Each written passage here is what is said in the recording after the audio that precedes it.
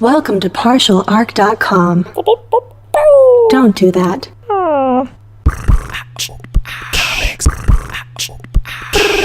I'm here to save the day. I'm here to save the day. Soon I will be invincible. because comics. Welcome to Because Comics. This is episode 48. I'm your host, Jay Jones, and I'm joined by my co-host, the 20-sided Mike Christensen. That's the sound of me being rolled on the table. Like a was 20-sided die. You know what? I'm going to give you some points. That was a really good dice rolling sound effect, Mike. And what did you came up actually on a crit. So what do you do when you crit? Do you roll yourself, and based on how you roll, you do actions? Yeah. Or do people roll you? I'm pretty much like Two-Face, but I'm much more paralyzed by decision. Yeah, I mean, that's a lot of variables to your life. So it feels more like life. It's not like two extremes. It's actually just more grays. They actually did that in an Grant Morrison comic, Arkham Asylum, The Silence of the House of something, creepy name. Sure. I don't remember what it's called. The internet will let me know. And Thanks, internet. As part of Two-Face's therapy, they tried to wean him off of a coin onto playing cards as like a way to like transition into life. And he couldn't decide on anything. And you have like the Joker shouting like, "Doctor, Two-Face pissed himself again," because he doesn't know what to do anymore. Wow. Because he's paralyzed by decision. That's crazy. It's an okay comic. Speaking of comics that are more than okay. Yeah. Every episode. Great transition. Thanks. Segues. Every episode we talk about our pull lists, what comics we're reading every week / month / whenever the new issue drops. Yeah. Jay, what you reading? I'm currently reading an Image comic called Rumble, which is written by John Arcudi and drawn by James Harren. Mm-hmm. And this team is actually, they've worked together before. They worked on BPRD, which I know the name John Arcudi from that. Yeah, and which, if anybody doesn't know BPRD, it is kind of the brother or sister comic to Hellboy. It is about the paranormal... the Bureau for Paranormal Research and Defense, yeah. Which is very much a comic of like crazy monsters and tons of characters, and a lot of that translates well to this comic, because this comic is crazy. Monsters? I've only read the first 5 issues. I think it's up to 10 issues now. Okay. And I'd like to give you what I would summarize this comic as. I'd like you to imagine It's Always Sunny in Philadelphia. Done. But instead of Danny DeVito walking through the front door of the bar when they're in there just doing hijinks and antics, instead it's a scarecrow warrior god.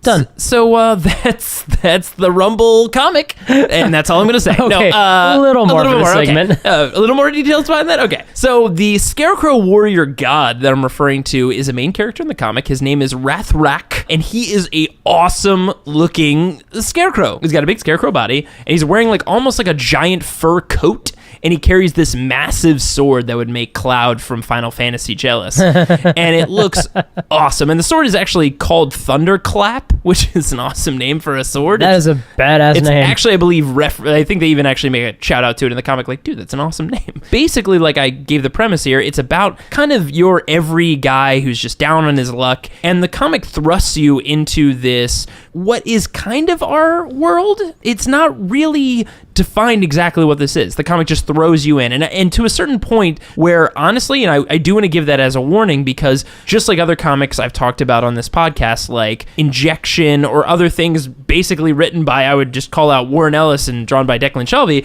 I felt like I was reading another comic by them. Really specific. Yeah, just because... It felt like you were going to reference a bunch of comics, and then you only referenced one specific creative team. One creative team.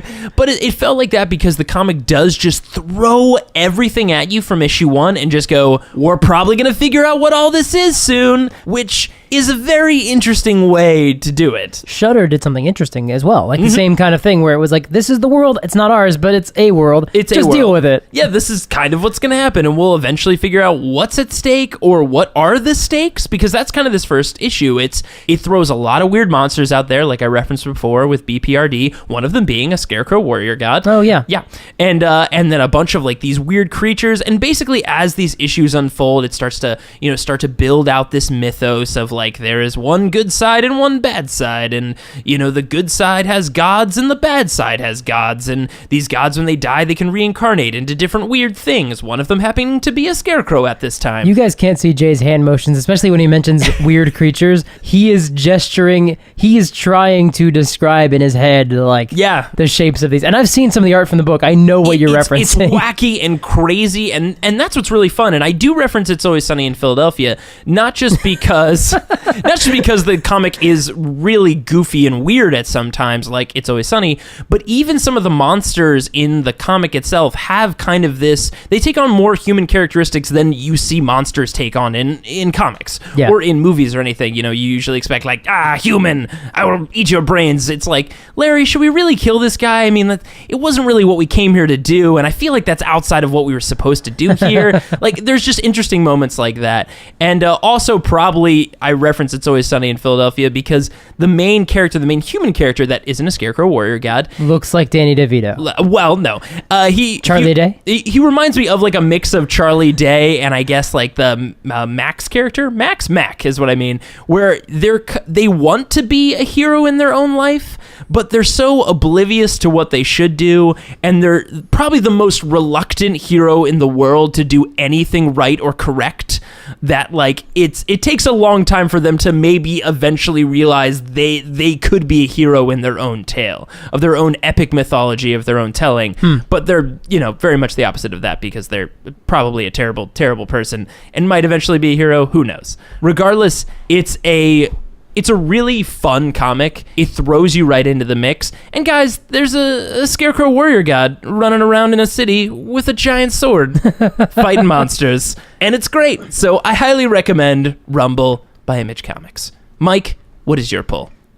It actually sounds somewhat similar in tone. Yours also had a scarecrow warrior god? No, but that wouldn't surprise me. Okay. My pull is Totally Awesome Hulk. Oh, nice. From Marvel Comics, written by Greg Pak, art by Frank Cho, and colors by Sonia Oback. And if you know the character Amadeus Cho, who's a character who hung out with Hercules for a while, he's a super smart kid who tends to side with the misfits like the Hulk, like during World War Hulk when the Hulk came back and he was like, I'm gonna totally mess up all these superheroes who wronged me. Amadeus Cho was one of the guys who's like, yeah, get him, Hulk. And everyone else is like, what are you doing, kid?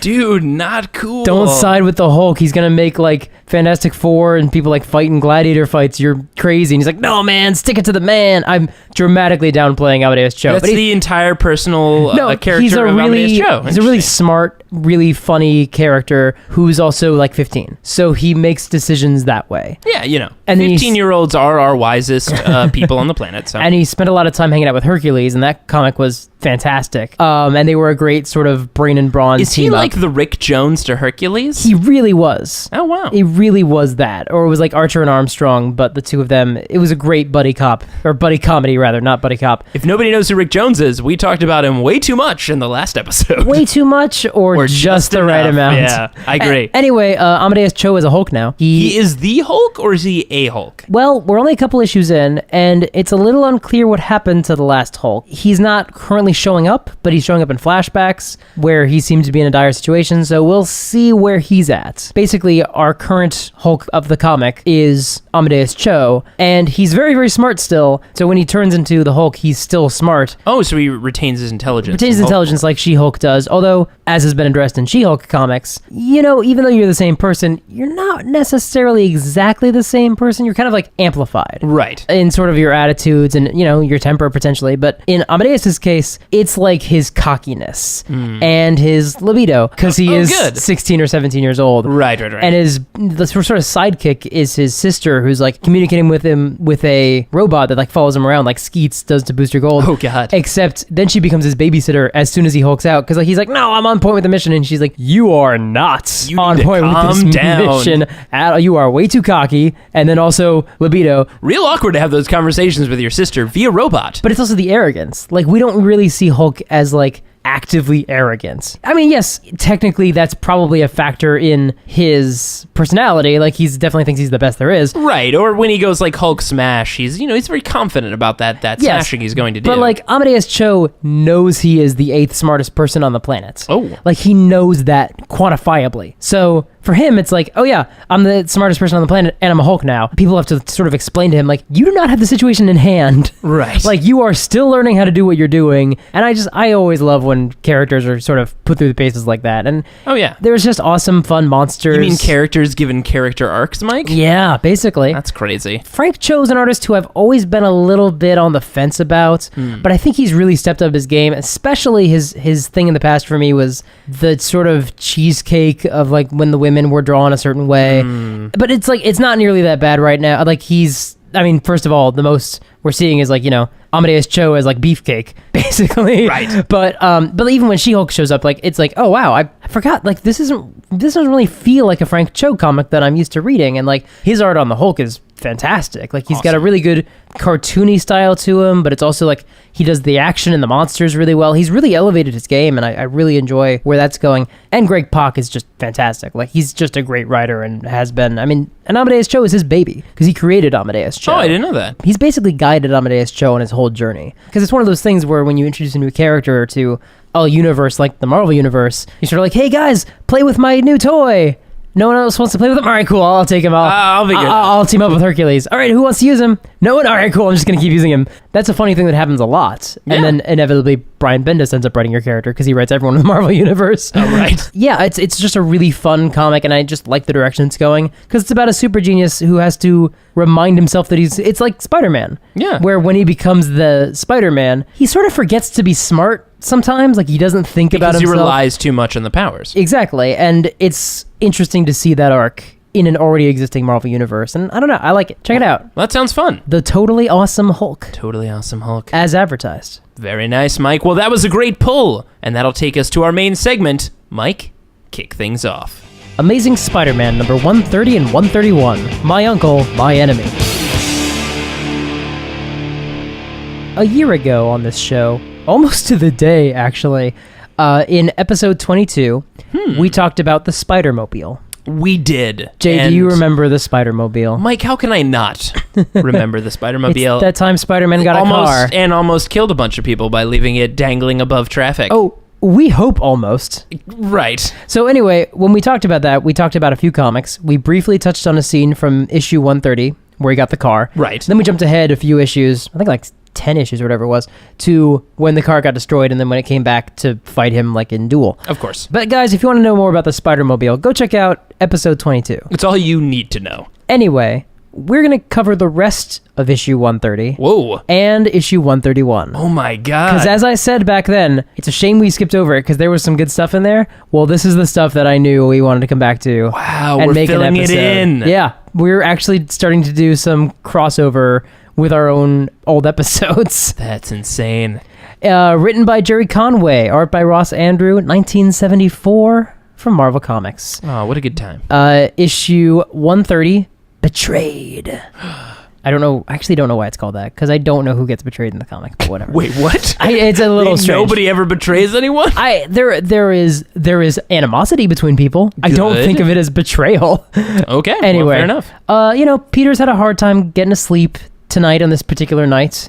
It's December. It's almost Christmas. He probably had coffee too late. That happens to me sometimes. And, the narrator tells us, when you get insomnia, you watch a bad movie or you drink some tea or something. He goes for a swing as Spider-Man because That makes sense. that is an option that he has that is not presented to us. Although falling asleep while swinging as Spider-Man, I feel like has more dangerous consequences than falling asleep while watching I think a it's bad like movie. if you're not going to get any sleep, you might as well do something else. Sure. That's sort of how it reads. Why not fight crime?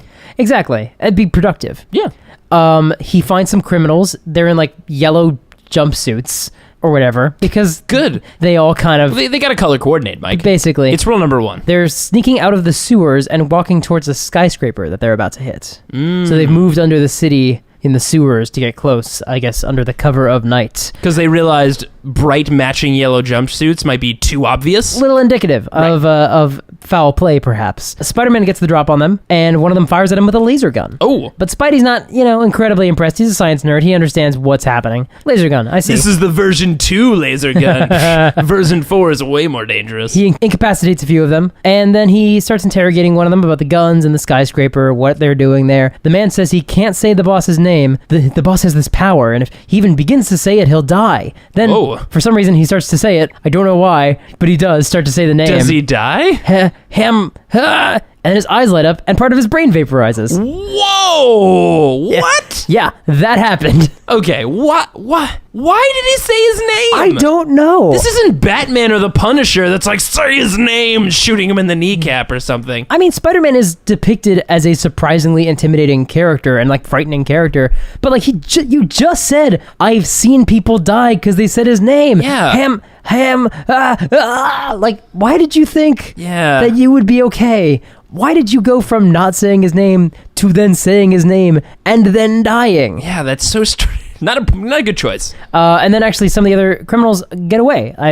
Spider-Man turns around and one of them is cut free from his webbing, and it's like, oh, well. It's probably because Spider-Man was distracted by watching a man kill himself. Yeah, for no reason. And his eyes lit up, his face lit up because his brain was on fire. Wow. Anyway, clearly talking about Hammerhead, so we cut to Hammerhead. We take away the suspension of mystery that maybe he was talking about Hammerhead. And is it him finishing a sentence being like, and that's why no one will ever say my name? No, it's him talking to the Jackal. Oh, now should we relay to everybody? Not everybody knows the Jackal. This is actually, he's fairly new in the comics. It's his first or second appearance. Wow. The Jackal is a costumed character who looks a little bit like a naked Green Goblin. Yep. Because he's wearing a Speedo over his, Green Goblin-y costume, but the Speedo is the same color as his fake skin. It's all green. It's very uncomfortable. Yeah. Also, I don't think he's cloned Spider-Man yet, but he's definitely gonna. And that's what Jackal is kind of known for in the comics verse of Spider-Man. Once he's the dude that cloned Spider-Man. Yeah. Or he loves clones. He's bananas for clones. That wasn't his plan originally, but then he did it, and that storyline went on for a while, and then he did it again. They kind of lean into it. Exactly. He got known for a thing. Yeah. It is what it is. Sorry, Jackal. Anyway. The animal most known for cloning. But he's basically working on taking over the criminal underworld. As one would do. He's telling Hammerhead that he can help Hammerhead's organization because I can be anywhere and no one knows my true identity. He also says Hammerhead isn't really a power player like he used to be. That's true. It's very surprising to see Hammerhead running anything. Well, that's the thing, is it wasn't at the time, but he kind of got some of his operation taken down. And Hammerhead gets really angry. He vows to make the Jackal pay, and Dr. Octopus too, because I guess he helped take some of Hammerhead's He should power. really prioritize people first instead of just pissing off everyone. And the Jackal's pretty pleased, because that's the reaction he wanted to get. Ooh. Wheels within wheels, guys. You're telling me the gangster with the giant metal head that shoves his head into a lot of things didn't plan well? It's weird to say, but I feel like maybe he's being played. Oof. Tough break for Hammerhead. Anyway, Johnny Storm builds the Spider-Mobile, and then Spider-Man... Oh, right. Yeah, this is not new information, Jay. Yeah. We talked about this a year ago. That's true. Anyway, and he tries to teach Spider-Man how to drive, and Spider-Man's never learned how to drive, because he's 18 and he lives in New York. Yep. So why would he have known that? Also, he can swing from buildings. Exactly. Once he was of age to have a driver's license, he could get anywhere and just say that it was awesome public transportation. It's fine. Yeah, it makes sense. Anyway. No one would question it. Dr. Octopus gets out of jail, and he doesn't cover his arms ever. They're just sort of sticking out of his clothes. His metal arms? Yeah. He never hides them? He doesn't hide them. I guess, here's the thing. If a person in Los Angeles walked around with 8 arms and was a crazy megalomaniac, we'd probably know who he was by his face. First of all, he's got 6 arms. 4 mechanical, 2 regular, and the other 2 limbs are his legs. All right. Second of all, he's getting out of jail, so he's clearly served his time, one assumes. I actually don't know why he's there, because he's clearly mid-plan. I feel like he spent the night in jail or something, because he is getting out of jail and then getting on a helicopter. He walks 34 blocks to this helipad on top of the Pan Am building, because this is an old comic and Pan Am used to exist. And he also believes in public transportation. Well, no, the goon at the helicopter was like, Doc, we were gonna come get you, but we didn't know what time you got out, so I didn't know what time. And Doc Ock just pimp slaps him with his octopus arms. Wow. So basically breaks his jaw. I mean, knocks him out. Nice. And says, like, oh, I'm just going to leave him here because, like, he doesn't know anything about my plan. So, like, he's not a loose end. Right. And he's clearly a fool. So, like, bye. Also, Doc Ock is probably not concerned with long-term employment for his henchmen. Not especially. Nah. He also mentions that no one knows his plans. Not even that lawyer he killed a few issues ago, which is relevant information. We'll come back to that. Okay. His helicopter goes off to Westchester. This is not an X-Men tie-in, but he's going to Westchester. I had a hope, but... I know. Oh, wow.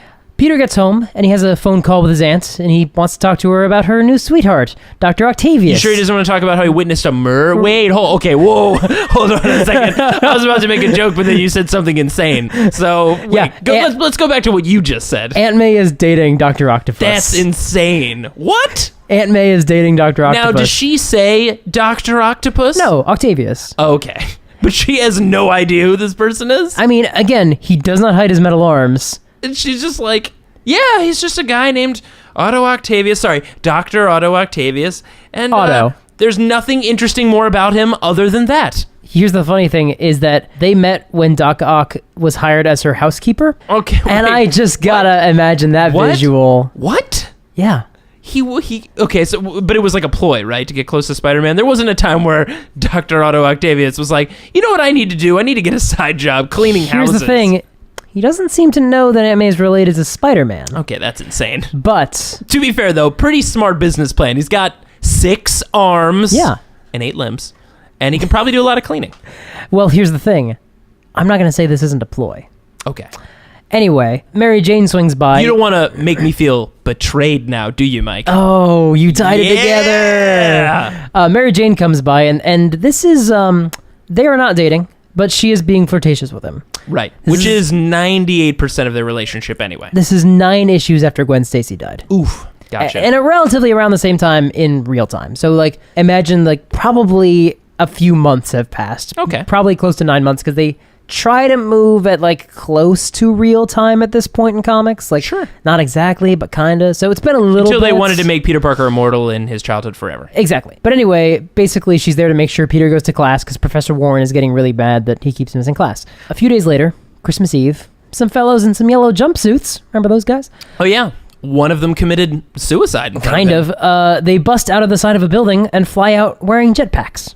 Cool. They've upgraded. But then they land on the ground and Spidey takes them down with a Spider-Mobile. He doesn't run them over. I know that's what it sounds like. I mean, he mostly what else am I going to imagine? He mostly uses his web shooters. Okay. He's not, like, drifting into them. There's snow on the ground, so he's drifting a little bit, but he's not hitting anybody.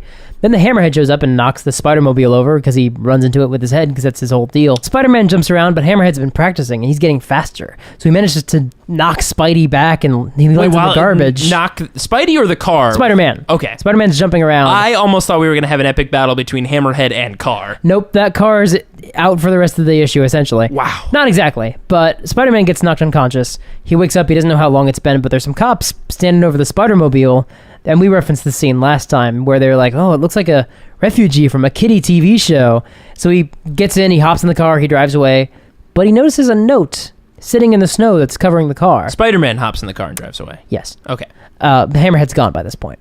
The note has Aunt May's name on the outside. Ooh. This must be what Hammerhead's men wanted in that skyscraper. It all fits. He must have dropped it. Now I'll know why Doc Ock had Albert Rimbaud, who's the lawyer, killed, and what he wants from Aunt May. So he knows Ock's after something from Aunt May. Right. Doesn't know what. Hey, he left that note. Did he read the note? He hasn't read it yet. Okay. He's a gentleman. He's driving. At the end of the day. He's driving. And he's also driving. However, unbeknownst to Spidey, the note wasn't dropped by Hammerhead. It was left there by the Jackal. What? Who is setting up Doc Ock, Hammerhead, and Spidey to all destroy each other. That clever Jackal. Wheels within wheels. Man, this is just so many levels in this comic already. Spider-Man goes to a Christmas party at Betty Brant's apartment, and his spider buggy turns into a regular-looking car. That's right, it could do that. Yeah, it does that once. Fair enough. Mary Jane hits on him, but he has to excuse himself. He goes into another room alone, and he thinks about how he's still kind of hung up on Gwen's death. Which makes sense. Makes a lot of sense. He reads the letter he found and discovers what it is Doc Ock wants from Aunt May, but we don't find out yet.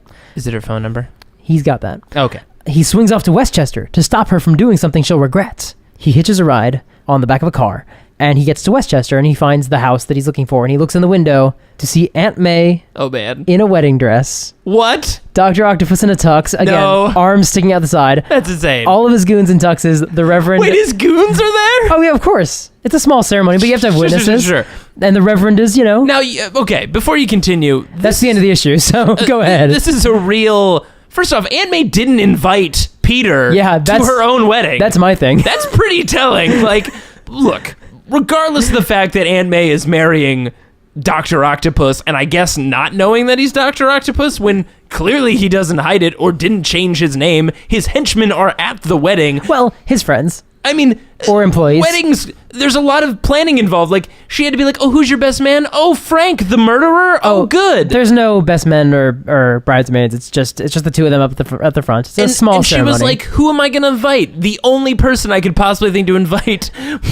my nephew. Not there. Nope, not going to invite Peter Parker to my wedding. What? Issue 131 is titled "My Uncle, My Enemy." Now hold on a second. You know what? I will back up. I would consider that betrayal. I would consider that betrayal. Aunt May, what the hell? My invite got lost in the mail and you never talked about this? They were on the phone earlier today. Like, never? No, I'm sorry. That was like 3 days earlier. But even so, like, it never came up in conversation? Look, it's a private residence, so it's not like they need to book like a place to get... They had to get the Reverend, I guess. That's some planning. They set up some decorations. To be fair, maybe she had all these conversations with him, like, through the door of his room, like, when she considered he was in there. He doesn't live with her. Oh, okay. He's got an apartment. So she just They were on the him. phone, remember? Right. She just hates him. Well, I can't rule that out. That's got to be the case. No, she loves him. He's just Sure. not at the wedding. 'Cause Yeah. comics. Anyway, the issue opens with Spider-Man giving a quick recap and being very surprised. Then Hammerhead and his goons burst in and they start shooting tranquilizer darts into the wedding party. Oh. And they're... Well, hey, you know what? Honestly, out of everything they could have shot, pretty nice. Yes. And they were trying to kidnap Aunt May. Wow. She's got a lot of suitors. It's true. Wait, no. I was kidding. That's- Does Hammerhead really want to No, marry he's Aunt not May? trying to kidnap her so he can Jeez. marry her. Oh, wow. This comic's already pretty weird. He is trying to kidnap her, though. Dr. Octopus attacks them and, fights them off. He pulls Aunt May out of the building to safety. May has no idea why the people are shooting at them. No idea why that's happening. She still hasn't put it together. Well, that's a little strange, right? Spider-Man realizes that Hammerhead and Dr. Octopus both want the same thing from Aunt May, though they're going about it in very different ways. Wait, what? Okay. Well, they want the same thing. Whatever it is Ock is trying to get out of Aunt May, which we have not found out. Spider-Man knows, but we don't. Love and partnership for life. Probably not that. Okay. Doc Ock takes May out to the backyard. Spider-Man swings down and attacks Dr. Octopus, but he fights him off.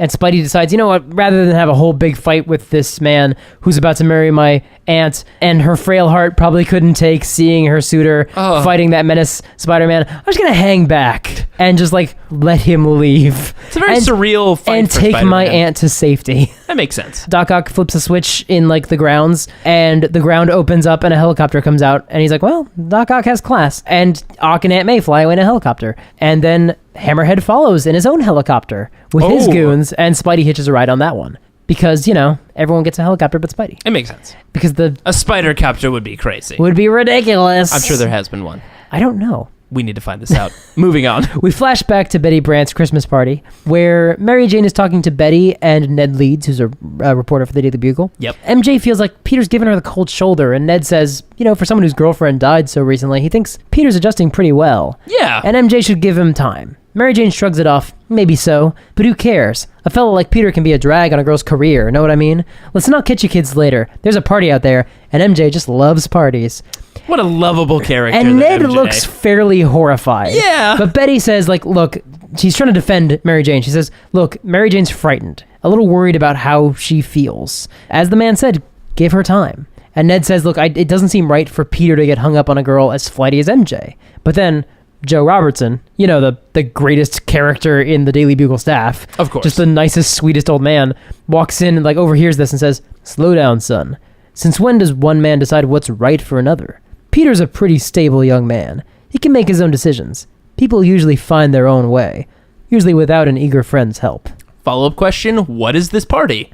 It's a Christmas party. Okay. Who's running it? Betty Brant. Okay, Because sure, it's sure, all sure. the Daily Bugle people and all Gotcha, Peter's okay. friends. I was just curious. I was like, why are all of these people like desperate, like job and friends? Oh like, yeah, on the J. same Jonah place? Jameson's also there for Christmas. Why would you ever invite him As anywhere? a Christmas bonus, he gave Peter a cigar.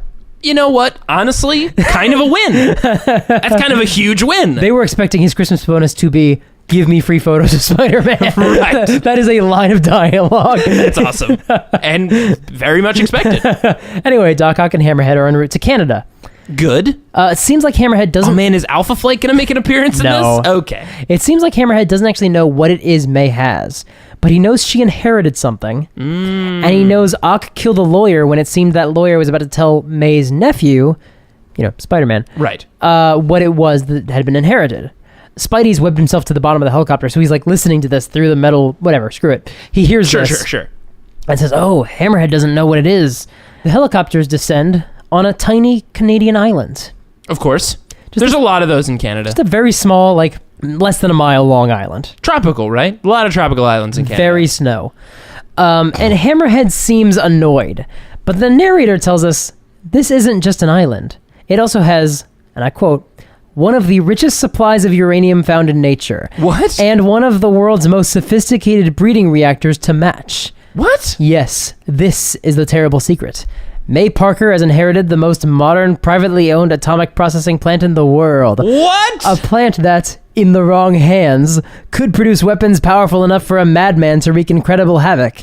And if we need to tell you who that madman might be, well then, friend, you just haven't been listening. What do Peter and Aunt May talk about?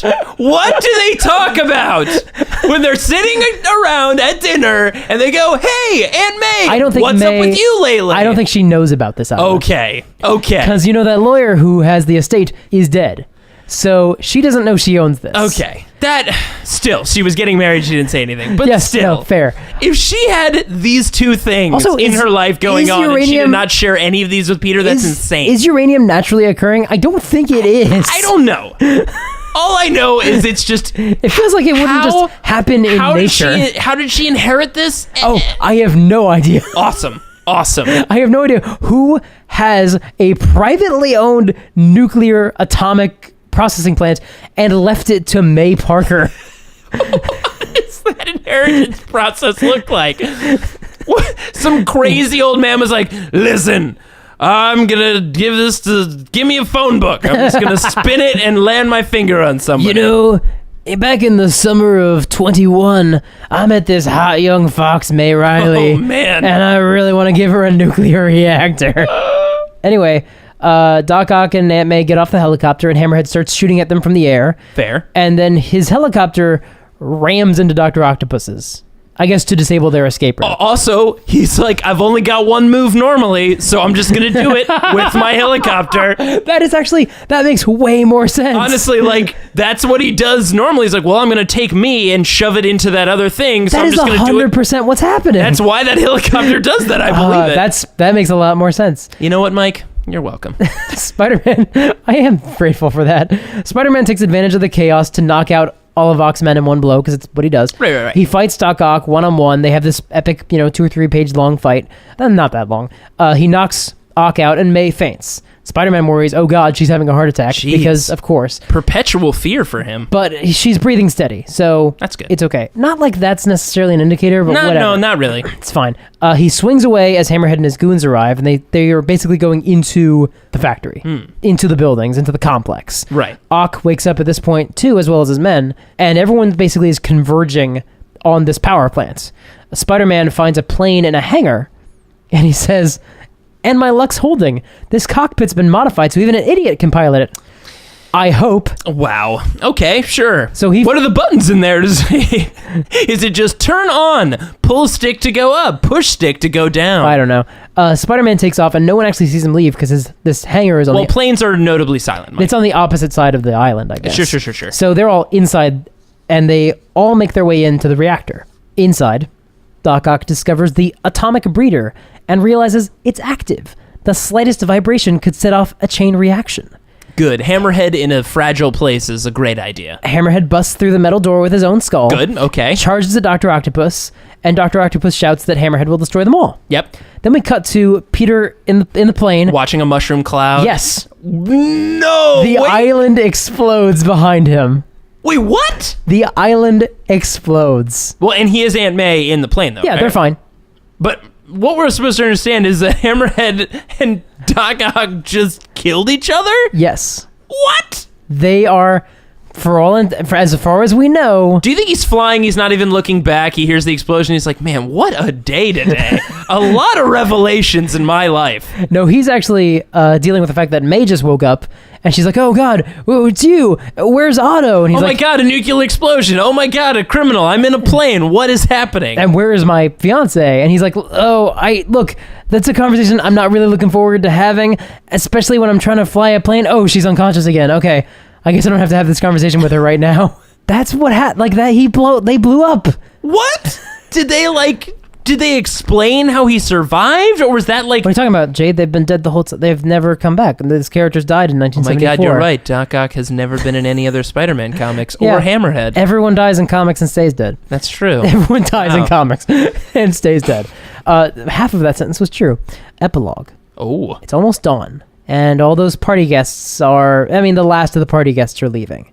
Mary Jane says, look, at this point, if Peter's not going to show up, he's not going to show up. He's gone. For a late night... All right. No, it's the party, like, he bailed on the party. Right. He was there, he But vanished. it's almost done. That's not really weird for Mary Jane. And they're 20. Like, we had a conversation. That's true. We were talking about this before the recording. You're of, like, right. those You're right. good old days when time didn't matter to... Yeah, it's true. 20-somethings. For early 20-somethings, 5 a.m., 6 a.m. And is it's the same as like 10. Christmas Eve. They're not going to work tomorrow. Yeah, it's true.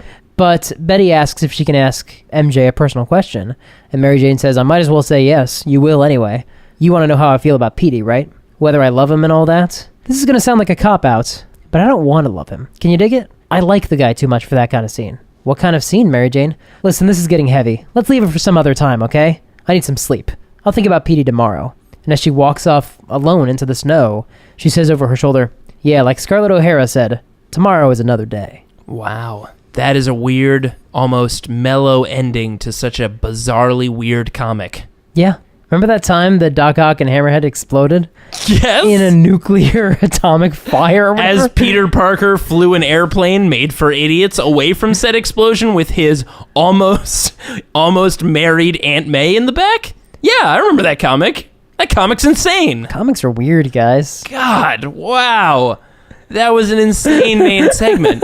And it started with a guy purposely blowing out his own brain. Well, everybody, that was our main segment. And that'll be taking us to our game, Would You Rather?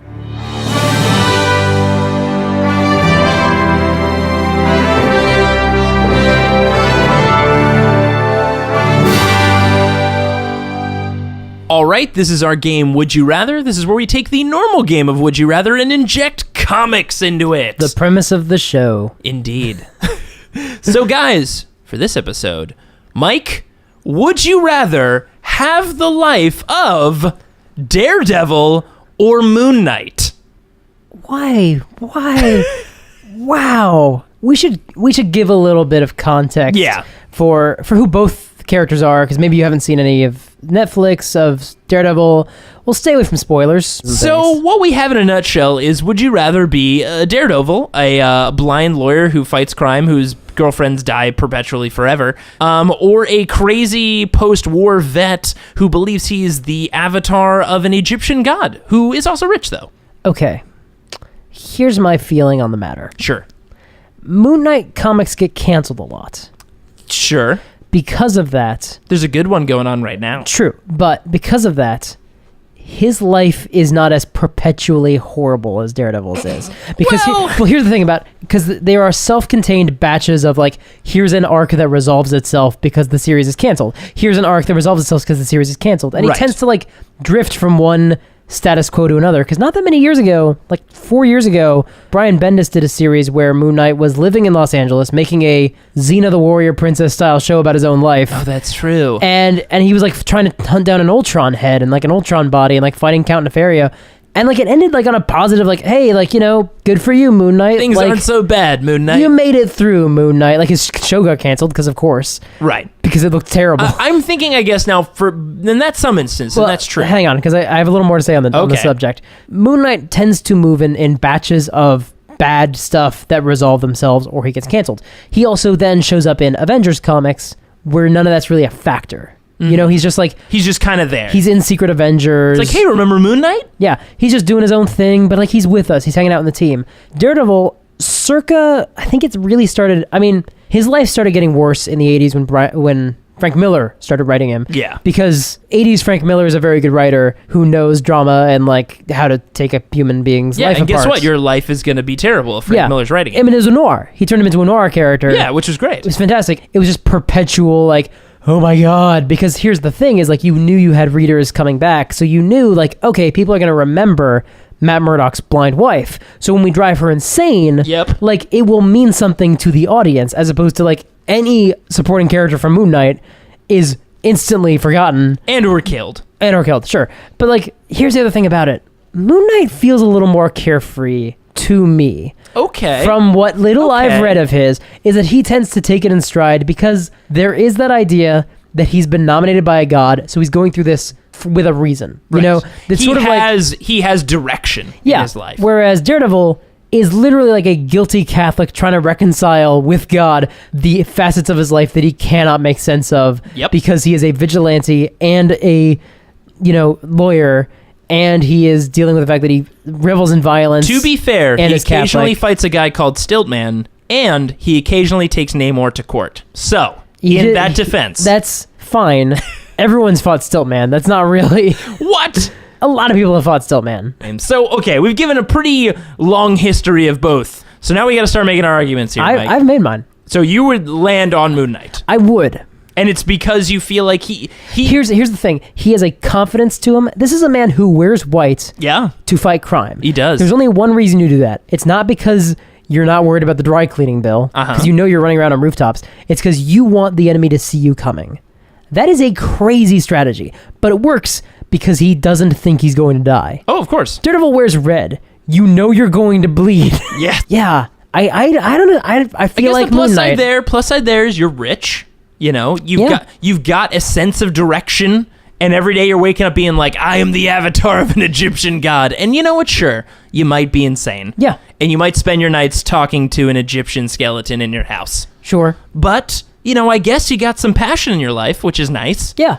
Yeah. New creative directions every year or two. Yeah, and hey, Warren Ellis was pretty fun. Occasionally you get a really nice suit. You get a limousine that drives itself. I loved when he was wearing the three-piece suit and the Moon Knight hood. It was so good. You also get to occasionally punch ghost punks, which is nice. I'm torn here, Mike, because by my very nature, my spirit animal is Daredevil. Oh, we should also address... I mean, I love Daredevil, too. He's probably my preferred character. We should also address that Daredevil now had to come to grips with the fact that he is suffering from depression. Like, he is actually diagnosed himself with depression. Yeah. As of the Mark Waid run. Here's my look at it. I think Moon Knight is a great pick for a short term. Because in the short term, Moon Knight is going to be your pick. Because he's got his handle on his life as of right now. And he has his direction as of right now. In some Moon Knight runs, Khonshu gets fickle and will pick other avatars. And then Moon Knight starts to really have to deal with his crazies. And then it gets right off the rails.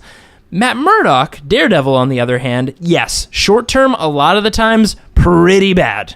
Pretty terrible. Upside, you've got Foggy, which might be the most consistent best friend in comics. I have to believe that Foggy Nelson is probably one of the most consistent best friends, pillars, rocks in someone's life in comics. I would actually go the other way. Oh. For the same reasons, I'd go the other way. Okay. Because I think Daredevil's a good short-term pick. Because you have a fun time and then things go terrible. For me, it's, when are the times when Moon Knight is dealing with the multiple personalities and the fact that he's probably maybe crazy and all of this is in his head, or dealing with the death and the depression of Matt Murdock, but who might eventually, Daredevil's power is pushing through, right? Moon Knight might eventually spiral into crazy. He's probably going to end up in an asylum somewhere eventually. Yeah, but then eventually he'll find his feet. That's the thing about Moon Knight. Eventually, some writer will remember Moon Knight to pull back the veil, and he will land on his feet in a new status quo.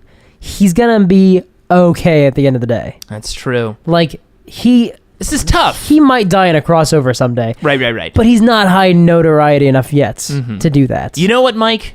I think you've turned me a little bit. I kind of walked into this thinking Daredevil. Mm-hmm. I mean, which, look, makes no sense because for all the reasons that you should never want Daredevil. Hey man, I picked X-Men recently on one of these games. Yeah. It's like, that was the wrong answer, but I preferred it. Right. And here's the thing. I love Moon Knight. And you know what? I think if you had to think in the short term, Moon Knight would probably, for a lot of good reasons, be the more, I don't want to say fun, but probably safe pick. Because he also doesn't have so many villains coming after him at all times. That's his thing. And he also doesn't have so many loved ones that are dying at almost all the time. Probably true. Yeah. And hey, occasionally he can team up with some Avengers, and that's pretty fun. Yeah, he shows up in Warren Ellis comics, and it's like, there's not enough locked in with Moon Knight that you can really, you can shake up the status quo and not have it be the end of his world. Right. Whereas when you shake up Daredevil status quo, it's because, oh, the Kingpin blew up my house. Yeah. Now I'm homeless for 6 issues. Also, I get to kind of be Batman. I get a bat plane, so that's pretty fun. Yeah. So I think we're going to go with Moon Knight. I think we're going to land on Moon Knight. Wow. Interesting landing. Okay, guys. Well, we've picked Moon Knight for who we'd rather be instead of Daredevil. And that was episode 48 of Because Comics. We'll be posting a new episode every other week. If you'd like to download more episodes or check out other similar podcasts, head over to partialarc.com. That's ARC with a C. Of course, you can email us any questions at becausecomics@gmail.com or tell us more about Aunt May's relationship with Doc Ock, because how did that happen? I know everything I need to know. I'm good with that. Yeah. But please tell Jay. Yeah, please tell me. And please tell me on Twitter, or follow us on Instagram or Facebook or Tumblr, all under the handle Partial Arc.